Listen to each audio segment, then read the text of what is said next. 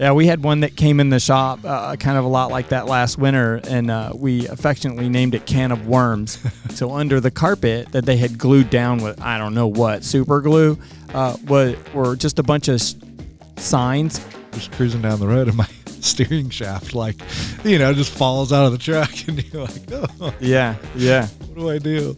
I feel like for that scenario, for that horror story, that is the best case possible. Think about if he was going 70 mile an hour down the freeway.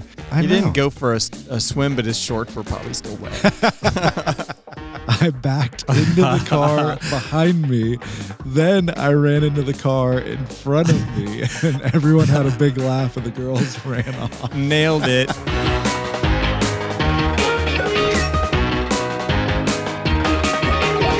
Welcome back to another episode of the Broncast, a podcast all about the Ford Bronco. Now, today you may be going, what? This is going to be a little bit different. It is. You know why? Because it's Halloween. Yeah. Happy Halloween to you there, Donnie. Hey, you too. You going trick-or-treating tonight? Creepy dude. Well, today we thought, okay, it's Halloween. We should do something fun instead of our normal podcast format. So we thought we would do a episode all about Bronco horror stories.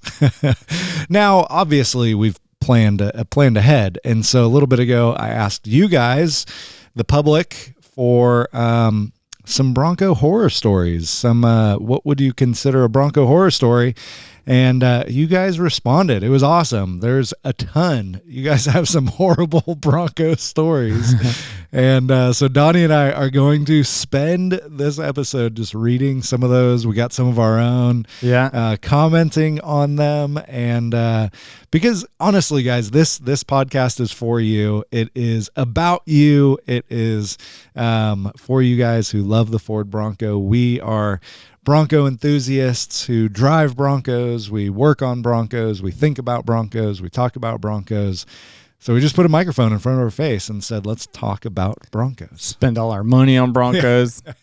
Exactly. So today, welcome to the very special Broncast episode, Bronco Horror Stories.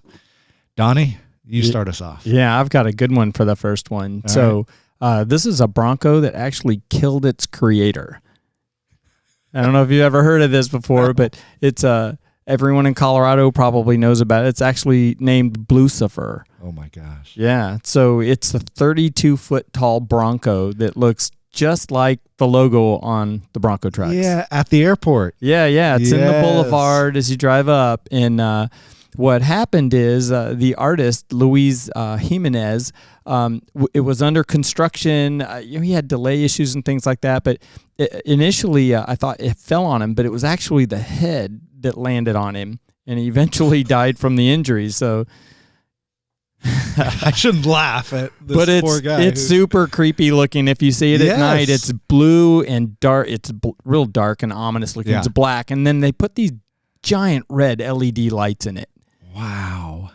It's very controversial. For the Denver Broncos, not the Bronco, the truck, but still, that's... yeah. It's not a truck, but... Yeah, right. The Bronco. Yeah. Wow.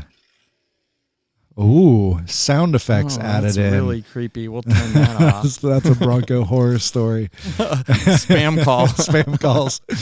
Man, that is crazy. I've never actually heard that about Blucifer killing his. That's I've seen that a lot. I mean, everyone who goes to the Denver airport sees it, but yeah, that's crazy. That's a good one. That's a good way to start out some Bronco horror stories. I think we have a bunch. Yeah, you have one ready? Oh yeah. Okay, my first one, John.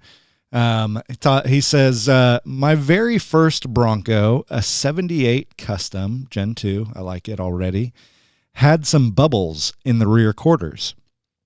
And I figured it was rust that had just started. Nope. It was paper mache, foam fill, and Bondo. Both quarters were toast. The previous owner filled them both with expanding foam and paper mache with a skim coat of Bondo. Ouch. Oh my gosh.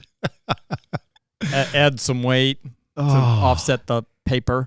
Oh my gosh.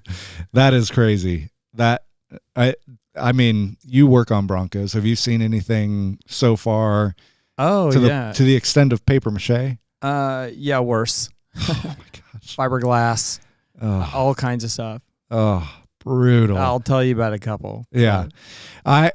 So I, in a point of just wanting to close up some holes on my rear quarter inside, the inner fender that's covered with carpet. I mean, now it is, but I didn't want the carpet to get wet if it started raining, so I sprayed some spray foam in my quarter and then just cut it so it was kind of flat. But I didn't Bondo on top of it. I know, obviously it's rusted out and it's not, I'm not helping it by any means, but I just didn't want water coming into the back of my truck. It's there. You own it at least. Yeah.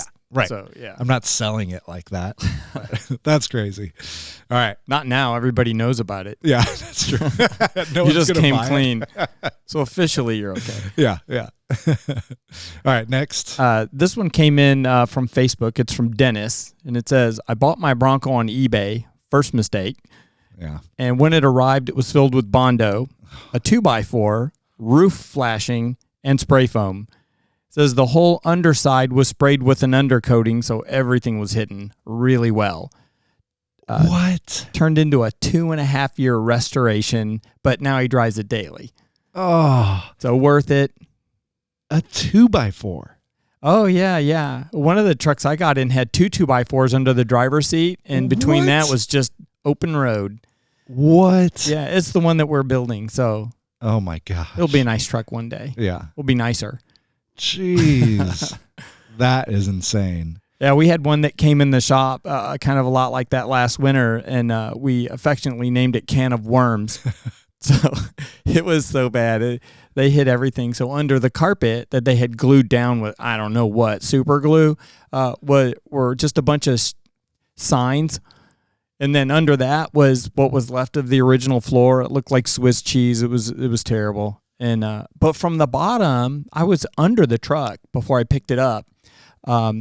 It had tar pitch or something, and you could see, the bead rolls from the factory and stuff. But I've got pieces of it laying around here. I can show you. It's just cracker with holes in it. So we ended up wasn't part of the project, but we had to replace all those panels. Yeah. Man, I mean, I couldn't imagine buying something on eBay, which I haven't bought anything off eBay, but eBay Motors, it's getting better.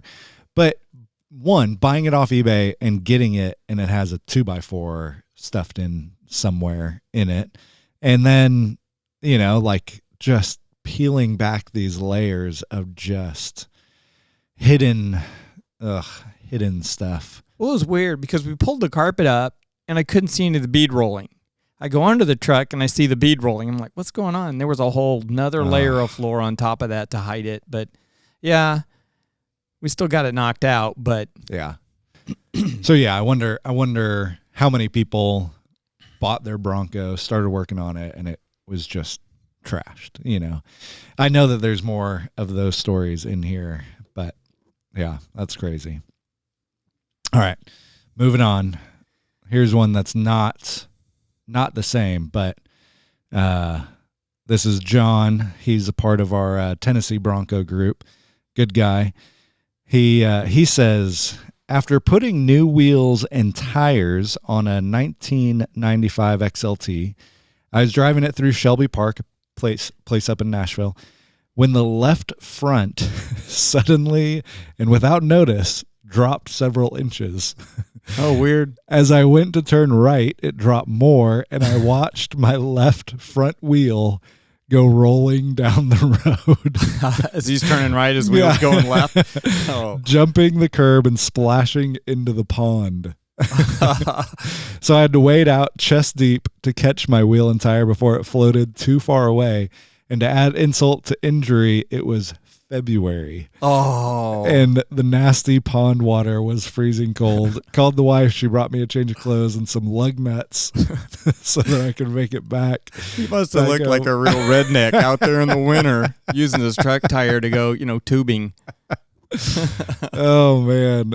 That is, I mean, like, okay, what would you, we've all been there. Like, we're doing an upgrade and you just forget to tighten something. Yeah. I mean, I think the biggest fear of mine, but what would you have done? Gone after it. Yeah. What are you going to do? What are you going to do? Yeah. You probably didn't have a spare. Probably not. Yeah. That's true. Yeah. I still would have gone after it. So. Yeah. Yeah. You got to go after it. I mean, that's a expensive wheel and tire. That's funny. Yeah. In the winter. Freezing cold. What do they call those? Don't they call those like polar dips, yeah, polar or swim? Yeah, that's it. Polar bear swim. I mean, I wouldn't have a jack on me to even jack up the front of the Bronco. Like I would have had to have someone bring a jack, and some lug nuts. He said he just literally forgot to put the lug nuts on. But there's a lot of stories even about people who like the wheel just shears right off while they're cruising down the road. I haven't had it happen. I hope it never happens. I've had them one time. Someone asked me to drive their car after they put all the suspension back on it. And I said, sure. So I went over there. I'm driving. I'm like, this is not right. And we stopped and I said, did you tighten the lug nuts? Yeah. Yeah. It's scary. I mean, especially when you're doing anything suspension wise too, when you're like, what if like I'm just cruising down the road and my steering shaft just falls out of the truck and you're like, oh yeah. What do I do? Freaky. Oh man. I was driving once and a tire came towards me, was coming bouncing towards me. And then I saw a old Corvette, like a yellow Stingray, scraping along the road. And I was like, oh, that was that guy's tire. Pretty sure. Yeah, pretty sure. But I mean, like a lot of these guys, they'll put wheel spacers on their Bronco. And that does the same thing or not the same thing, obviously, but that has a big risk when you put a wheel spacer on there. That's when I was reading this story. That's what I thought he was going to say was like, I had a wheel spacer and it just sheared the bolts. Didn't buy longer wheel studs. Right. So they have fewer threads actually holding it on. Yep. Yeah. Sponsor of the podcast, FYI, ARP. If you need, and they make wheel studs. If you need wheel studs, go longer to ARP. ones. Yeah. But yeah, I mean, it's like such a common thing not to even mess with that. And you hear all these horror stories of people's wheels falling off. And, I've got a good one. Last spring, we had our first open house, and there's this guy we saw him like a couple of weeks earlier. He had this beautiful orange Bronco. I mean, it was done. This is a top level Bronco. And he said he was coming. I mean, he called me the day before and the day before that. I was like, yeah, what's going on? Bring your truck in. He doesn't live 3/4 of a mile from the shop. And then, we were busy. We were grilling out. Everything was going on. And we didn't have forks for whatever reason. So I sent my wife out to get some forks, and when she came back, she goes, there's an orange Bronco out there in an accident, right around the corner. And apparently what had happened is he was driving past the gas station right before the turn to the shop, had to slam on his brakes because someone pulled out, and his hub, still had drums, locked up, and he spun around and hit the car. So it ended up being his fault. Oh. And he had just gotten the truck like a week ago, 2 weeks ago when we saw him the first time. But I don't think he'd ever slammed on the brakes, which is a good test. And unfortunately, it's still unresolved with insurance. And I mean, so that was 6 months ago. That's a pretty horrible story. So yeah, make sure that you really test your truck and your brakes and stuff in a safe environment. So when you do have to slam on it, you find out what happens and make sure you're insured. Yes. So yeah. Yeah. Insurance is a big deal. Like, definitely you want to make sure that you have it. And I've even heard stories of people who have insurance, or they think they have insurance on their Bronco, but it only covers part replacement. It doesn't cover the work, which I guess is a common thing on classic vehicles where they only do parts replacement. So yeah, you might get a new quarter panel for $250 from your insurance, but you aren't going to get the cost of replacing the quarter panel. So yeah, you want to check your insurance for sure to make sure that you're well covered with stuff like that. Yeah, I actually have all my vehicles insured through NCM Insurance, nice. Which was, they put on the Corvette Museum up in Bowling Green, Kentucky, and their insurance was so awesome. You can tell them how much you want to insure it for, and that raises or lowers your rates, but it ends up being no more money than if you used your regular insurance. But you can drive it a few days a week. It's covered under different scenarios. You can buy it back if it gets wrecked. A lot of us have as much in parts on our vehicles as the car is worth or the truck is worth. And I would take all the parts off and put them on the next one. I've done it more than once. So, and all those things are important, that's kind of a good insurance story there. What was NCM? NCM, National Corvette Museum, has their own insurance company, and I have like 6 vehicles, a couple motorcycles, and they'll cover everything and anything, and they have tons of horror stories. Yeah. I said, I already have one. It's you want it resolved quickly too. So Yeah.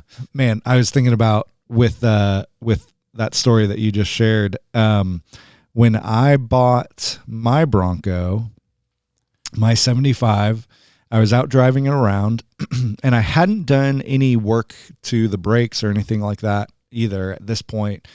And I just hit a yellow light. And so slammed on the brakes like I would in a normal car, like, oh, I'm going to stop, instead of trying to speed through the intersection like a rebellious young person like I would back in my teenage days. I thought, I'll be the responsible 40-year-old that I am. And so I wasn't then, but so I slowed down and locked up one of my rear tires. And so it was like that, luckily I didn't spin out or anything like that, but it was like that embarrassing, like I am like sliding into the intersection with my rear wheel locked. You just, and everyone's looking at you like, whoa, dude, like take it easy. And so that was actually the reason that I started my first couple YouTube videos were swapping out the brakes and working on that, because when I took my brakes apart, the previous owner had put so they were 10-inch drums. They'd put an 11-inch drum wheel cylinder in there, which is just a little bit smaller than the 10-inch wheel cylinder. And so it had shifted. And so, because the wheel cylinder, the fluid comes in and pumps into the wheel cylinder, which pushes the brake pads out up against the drum. And because it had shifted one way or the other, it was pushing one of the pads into the drum super hard. And, like that would lock up that must have wheel gotten wedged or something. Yeah.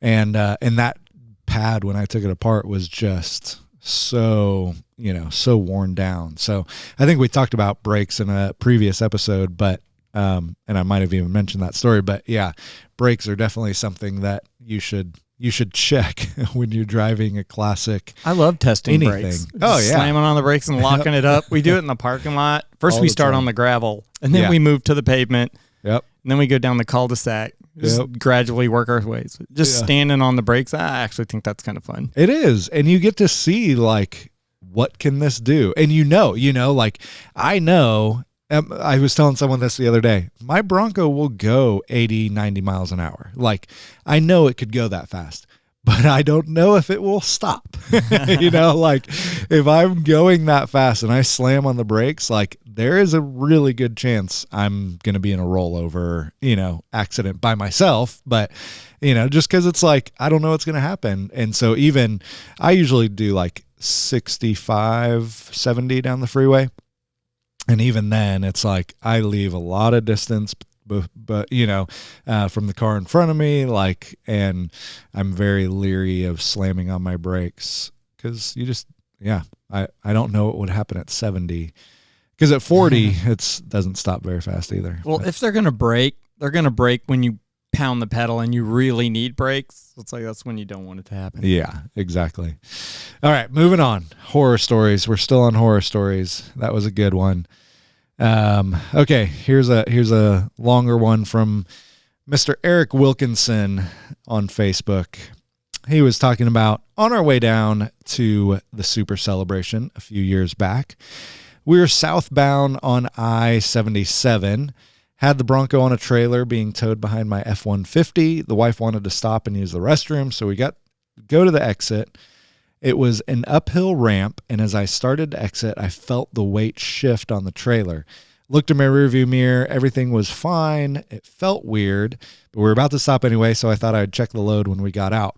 Came to a complete stop at the top of the exit, and then went to make the right turn on the road we had exited, and as soon as I gave it gas, I feel the weight shift again, and I look in my rearview mirror just in time to see the front of my Bronco still on the trailer while the rear tires were off the trailer on the ground, and then bam, the front tires fell off onto the road behind me while I'm driving forward in my trailer. Luckily, the Bronco was in gear. It was in 4-low. That's smart. And the e-brake was on. So as soon as it came off the trailer, it stayed put. I ran back to the Bronco and drove it to the gas station where we were headed, while my wife drove the truck and trailer behind me. Turns out one of the gears for my ratchet tie-down stripped, allowing the truck to roll forward an inch on the trailer when I was slowing down. Unhooked the front straps from the axle wraps and unhooked all four corners of the Bronco as it was wiggling around. Got it loaded back up, tied down with some fresh straps, made the rest of the journey. The moment I got home, I ordered tie wraps and E-track decking for my trailer. 4 individual points of contact for the tie downs, each with 3 down. Man, I mean, gosh, what do you do? Like, what do you do? I mean, yeah, they make some straps or hooks that have like little thumbs on them, but you end up bending all those up anyway. But I feel like for that scenario, for that horror story, that is the best case possible. Like, think about if he was going 70 mile an hour down the freeway and the Bronco came out. Like, it goes across the median. Yeah, at least he had it in gear. That was genius. Smart. To put it that's smart. 4-low. Yeah. But even still, what was crazy is 4-low with the e-brake, and it still slid off the trailer. Like, well, they're wiggly, wobbly loads, and they bounce, and you really got to strap them down. Yeah. We just towed yours all the way back, and I keep my eye on it the whole time. It's like, okay, I think it's tight now. Yeah. I mean, you literally, you're thinking about it. It's in the back of your head the whole time, and you're like, this thing's going to just fly off. But yeah, what luck to have it at the exit while you're, doing 10 miles an hour, like, so much better than flying down the freeway and it just flies off. I've had that sort of luck, but I know it's going to run out. Yeah. I'm due. Yeah. So I'm extra careful, but it's just like one of these days I'm going to have a pretty bad story. Hopefully it won't be a customer's truck. Yeah. Hopefully it's like, depends on the truck. They might be really happy about it. Go, I get a new truck. Yeah, that's true. What happened to mine? It'd be like, oh, well, time to get a new one. I know I got insurance on it. And we'll just finish your other one. Yeah, finally. Yep. Here I have one. This is from a customer that actually bought a truck sort of sight unseen, but online. But he's never had a restoration vehicle before, and he really wanted a Bronco. And I got him as a customer after he had bought it. He called me and he said, yeah, you work on Broncos? And I said, yeah. And he says, well, I really want a full restoration. And I said, well, what does it need right now? And he says, well, it won't stop. I'm like, okay, we got some brake work to do. And he goes, but right now it won't start. So can you come pick it up? I'm like, sure. And I said, well, anything else? He goes, well, it doesn't really steer. And I'm like, so it won't start, won't stop, and won't steer. Other than that, it's great. Looks great. Yeah.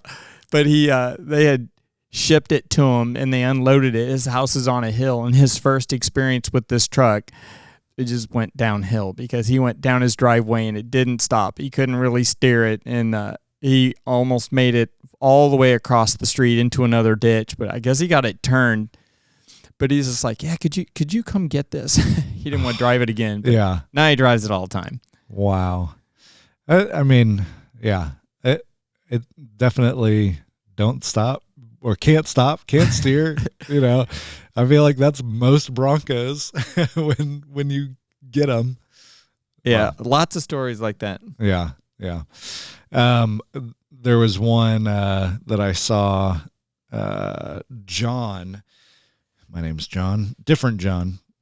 He said, I had a wheel bearing seize while driving over the tall part of the old bridge from Hatteras Island to Nags Head in North Carolina on a bridge, and a wheel bearing seized. He said it pulled me within inches of the railing and a swim. Limped it off the bridge into the marina parking lot, where I spent the next 2 or 3 nights completely rebuilding the assembly from the spindle out. It was seized so badly that the hub melted everything together, and it had to be cut off with a plasma cutter. Drove it home afterwards. Man. Again, those bridges are really tall. I mean, we're talking he's going for a skydive first. Yeah. Wow. I mean, again, another horror story, but that is best case scenario. Like, I mean, gosh, like, I cannot believe a wheel bearing seized. How does that even happen? I don't know. He didn't go for a swim, but his shorts were probably still wet. Yeah, mine would have been stained in more ways than one. But this one to me is like, I just cannot imagine. I mean, again, another like that to me is like a horrible situation, but probably best case scenario, like he saved it. Like, I daily drive my Bronco. Like, one of my clients, Ian Johnson, he lives his shop is down in Mount Pleasant, and which is about a 45-minute drive. It's an hour with traffic. And I'm like, bring my Bronco down there every time. And so, I drive 70 on the freeway and all that. And I'm like, gosh, man, what if something like a wheel bearing seizing happens just while I'm cruising down the road? Like, that's a fear for sure with driving an old classic Bronco. If you drive it a lot, you probably handle it better than if you drove it once every 6 months. True. It'd be unfamiliar to you. True. Yeah. But again, I don't know what's going to happen at 70 mile an hour. Well, what would a horror story be like in Halloween if we didn't have spiders in it? Oh. So I got a spider one. Okay. All right. So, I'm always digging cars and trucks out of the woods. We found one place that had like 200 vehicles in the woods, and we pulled 11 out of there so far. But one of the vehicles we were pulling out had, I was stripping these things apart, selling the parts, just, and the one thing we need to do is drop the gas tank. So, you're in there grinding, cutting, pounding. You got pneumatic tools under there. And when this gas tank finally came down and hit the shop floor, there were hundreds of giant brown recluse spiders. And they went everywhere on the shop floor. And Kevin and I are like, we just looked at each other and like we didn't know which way to run because they went in every direction. So all I could find were like 2 cans of spray paint. So the whole floor of the shop got like spotted like a zebra. We're just spraying them with black spray paint, and but it is the creepiest thing. And I've probably pulled, another 12 gas tanks down, and just dropped them. We let them hit the floor, and more than half of them are full of spiders. What? Just Tennessee's really bad. Oh. So I don't know why, but they just hang out there between the top of the gas tank and the. So that's nightmare. We always have spray cans of spider killer with us now. Oh my gosh, that's like I'm gonna have dreams about this. It's like you have nightmares tonight about spiders. I'm gonna be walking around with my kids like afraid of spiders. Like when you're walking under trees in Tennessee, it's like you always see spiders. Oh, that's terrible. There was a time, this isn't spiders, but since we're just sharing stories, there was a time I was filming with Kevin Tates, who used to be the host of the show Trucks. And we were in his shop, and we're filming, I forget what he was building, a C10 or something. And I kept noticing wasps kind of flying around his shop. And he was like, yeah, I don't know what's going on. I've seen a couple wasps in here. Like, so we'd, swat at it and try to kill it, And when I have the camera and he's doing something, and I keep seeing wasps, and I'm looking up, and I'm like, you've got the shop lights, and his shop is 20, 30 feet high. And you got the shop lights, so you can't see the roof. So I take the camera and I point it up at the roof, like at the apex of the roof, A-frame roof. And there is a giant wasp nest. Just like I zoom the camera in past the lights, and there are so many wasps. It's like eerie, like looking at this, just, how you just see them moving, and it's just more. And I don't know why they weren't flying down. I mean, we'd only see one or two at a time, and we both were like, booked it out of the shop. We went across the street to the Dollar General, got a bunch of spray cans of wasp spray, and just covered everything, because he was, we're working on a car, covered it all, pulled out what we could, and just soaked the nest. And I mean, hundreds of wasps flew out of there. And a lot of them we killed. And so it was funny because we swept them all up and left for the day, came back the next morning, and they were all gone. Oh, really? So some like animal is all fat and happy on eating all of these wasps that he just found sitting on the floor that's coated in wasp spray. That's probably so bad for it. But, oh, man. Animal bug stuff, that's horrible stuff.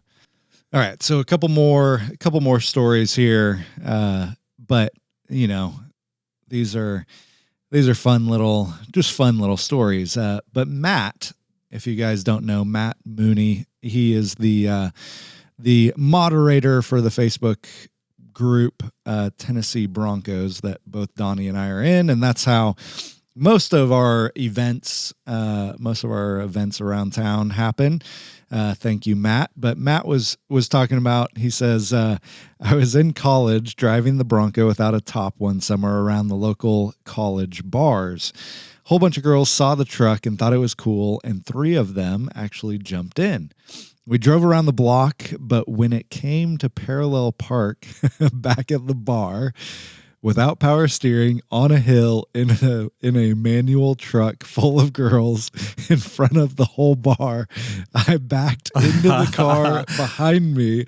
Then I ran into the car in front of me, and everyone had a big laugh, and the girls ran off. Nailed it. That's awesome. Yeah. Oh, man. Parked car story. Have you ever ran into a parked car? I'm sure I have. I wouldn't want to admit it. I've hit 2. I won't go to the stories today, but one, I was actually taking a picture of the lady who was getting into her car and ran into her car. It's one way to meet women. Right. No, she was an older married woman. She was not happy. And then the second one, I just dropped my girlfriend off at her house, drove around the block, and I was driving back by her window for her to obviously say goodbye in a special way. And, and I'm like looking up and ran into a car that was parked in front of her house. Oh goodness. Yes. I've hit 2 parked cars. It's my life. But that is hilarious. Matt's story is hilarious. And that is quite the horror story of, running into 2 parked cars while having 3 college girls in your car. They thought it was all part of their ride. Yeah. So, yep. All right. Yeah, I got one more left. This one's personal. It's probably more embarrassing. So we're going to get this Bronco, and it is back by this guy's shop, which is up a gravel road he had made. And it's pretty steep and it's uphill, and he's sort of weaved in and out of trees to do this. And it's fresh gravel. It's not much wider than my dually. And we found a spot up there to turn around, and the Bronco was like halfway down the driveway and angled down. And I thought, well, I'll just turn around, go down, I'll stop. And then, I got this all figured out. We're just going to like start winching it and getting it in the right direction. We got out of its mud holes. Everything was going great. And, get it all lined up, and I got my buddy Paul, who I coerced into doing all kinds of stuff. And he's standing there between the truck and trailer. Truck's running, not between it, but to the side. Yeah. Like, not between them. And with his hands, holding them up, going, like 5 feet, 4 feet, 3 feet. His hands are getting closer together. And I've got this all figured out. And what's great is the right rear wheel of this truck is locked up, creating perfect amount of drag and everything. Yeah. And at this point, I'm real comfortable. I've got the winch remote in my hand. We're dragging this thing up, and we're over the crest. So the truck's pointed downhill on the trailer. Yeah. And I'm trying to steer it, and I'm half in, half out of the truck. And then the wheel releases. Here's where it gets, this is just the beginning of the story. So the truck rolls forward about 4 feet, like really fast, and hits that bar I have at the front of the trailer to keep it from going over. I'm thinking we're all going in the back of my truck, the dually. And are you like pumping the brakes? No, I wasn't really in the truck, and I'm sure the brakes didn't work anyway. One wheel was just locked up. And anyway, it hits that bar really hard, and I'm just like, thank God. And then all of a sudden, everything starts moving. It broke traction with my truck. Oh. And the whole thing starts sliding down this thing. And these are big rocks. This thing's picking up speed. And I'm trying to jump off of the trailer, and I don't land very well, so I have to get back up. Well, Paul's still standing there with his hands like, you got 2 feet to go. The truck goes by him, the trailer goes by him, and then I come sprinting past him. Oh. The door was still open on my dually, and I managed it so the truck's going straight for one of these trees. Like, I'm going to total my truck to get this $800 rusted piece of mess. It's the truck that we're building now for ourselves. Oh. The monster mutter with the tractor tires on it. Well, anyway, I managed to jump in the truck and get it out of park. It's in park, and it's going like 7, 8, 10 miles an hour. I don't even know, probably faster than that. And I managed to turn the wheel just in time and miss the tree. And then I have to do this slalom course until I can get this thing stopped at the bottom near his house. Oh. And it was, it could have gone really bad. Yeah. That's a horror story. We saved it. It was amazing. Oh gosh. But we have the truck here now. We're restoring it. We'll post pictures. It was the creepiest looking truck ever. That's crazy. That is crazy. Yeah. I mean, the horror stories could just go on and go on and go on. And we want to hear your guys' horror stories. Like, I know all of you have been sitting here like, oh, I got a better one than that, And so we'll have to do a non-Halloween Bronco horror story kind of thing where we just talk about, the crazy situations that people get themselves in with a Bronco. And we'll have to do that. But guys, thank you so much for listening. Thank you so much for watching. If you're watching this on YouTube, listening wherever you've been listening. And like always, shoot us an email, questions@thebroncast.com. That's questions at TheBroncast.com. And hey, if you're watching this on YouTube, leave a comment below.